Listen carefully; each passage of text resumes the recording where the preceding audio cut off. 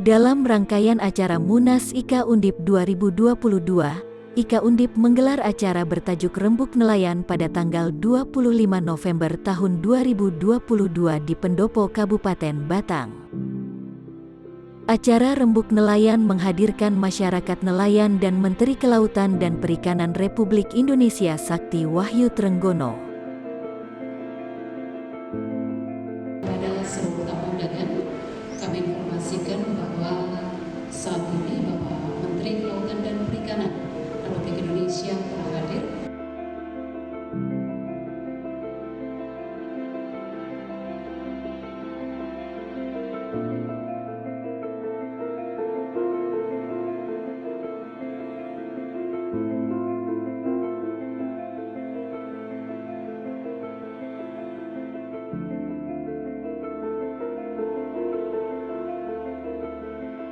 Selalu kita panjatkan kehadiran Allah SWT, Tuhan yang Maha. Baiklah Bapak dan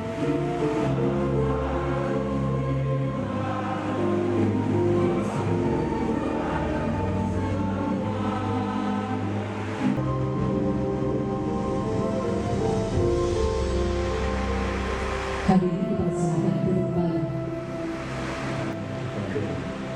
Dan beliau selaku berjasa untuk membacakan sambutan Bupati Batang yang terkait di Kota Batang yang hadir pada kesempatan hari ini, yang kami hormati Bapak HMSI Kota Batang dan juga memfasilitasi terkait dengan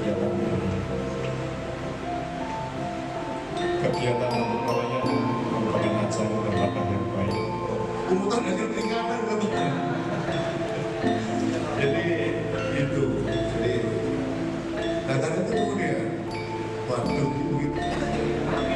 Hidup mementingkan kami.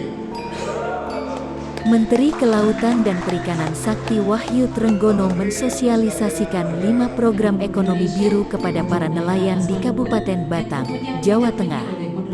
Implementasi program ekonomi biru menurutnya sebagai solusi tantangan yang ada pada sektor kelautan dan perikanan di masa sekarang dan yang akan datang. KKP menggagas program ekonomi biru untuk menjawab beragam tantangan pada sektor kelautan dan perikanan. Yang paling utama program ini untuk menjaga kesehatan ekosistem perikanan. Karena kunci keberhasilan pengelolaan laut adalah kesehatan laut itu sendiri, ungkapnya dalam acara Rembuk Nelayan yang diinisiasi Ikatan Keluarga Alumni Universitas Diponegoro IKA Undip di Pendopo Pemkab Batang, Jumat tanggal 25 November tahun 2022. Program ekonomi biru yang dimaksud meliputi perluasan kawasan konservasi tertutup sebesar 30% dari wilayah laut, kebijakan penangkapan ikan terukur berbasis kuota, pengembangan budidaya ramah lingkungan di pesisir, laut, dan darat, penataan pemanfaatan pesisir dan pulau-pulau kecil untuk menghindari kerusakan akibat tingginya aktivitas ekonomi, serta penanganan sampah plastik di laut melalui program Bulan Cinta Laut. Sedangkan tantangan yang dihadapi diantaranya ancaman krisis pangan seiring melonjaknya populasi manusia, kemiskinan di wilayah pesisir, perubahan iklim pemicu beragam bencana, hingga kerusakan ekosistem akibat penangkapan ikan secara berlebih di laut maupun perairan darat. Perluasan kawasan konservasi misalnya, itu bertujuan untuk 3 aspek yaitu penyerapan karbon, penghasil oksigen, dan tempat pemijahan ikan. Jadi program ini dapat menjawab sederet tantangan tadi, baik itu yang kaitannya dengan perubahan iklim, serta ketahanan pangan, ungkapnya. Menteri Trenggono menambahkan, di antara 5 program ekonomi biru KKP, kebijakan penangkapan ikan terukur berbasis kuota yang akan bersinggungan langsung dengan nelayan dan pelaku usaha perikanan. Implementasi kebijakan penangkapan berbasis kuota masih menunggu penyelesaian regulasi yang sudah memasuki tahap harmonisasi.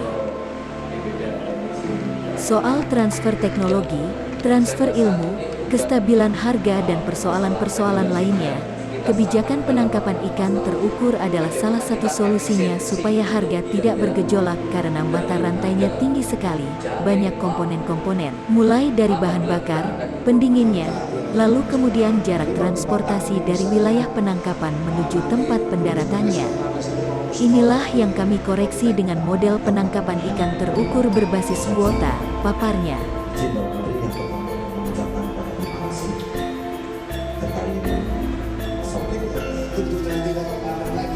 Kebijakan penangkapan ikan terukur berbasis kuota diantaranya mengatur sistem pendaratan ikan harus dilakukan di pelabuhan perikanan yang tak jauh dari lokasi penangkapan. Hal ini bertujuan menghadirkan pemerataan pembangunan dan pertumbuhan ekonomi di wilayah pesisir dengan menjadikan pelabuhan perikanan di luar Pulau Jawa sebagai satelit ekonomi baru. Penyerapan tenaga kerja dan kualitas hasil perikanan juga menjadi lebih terjamin dengan adanya program tersebut.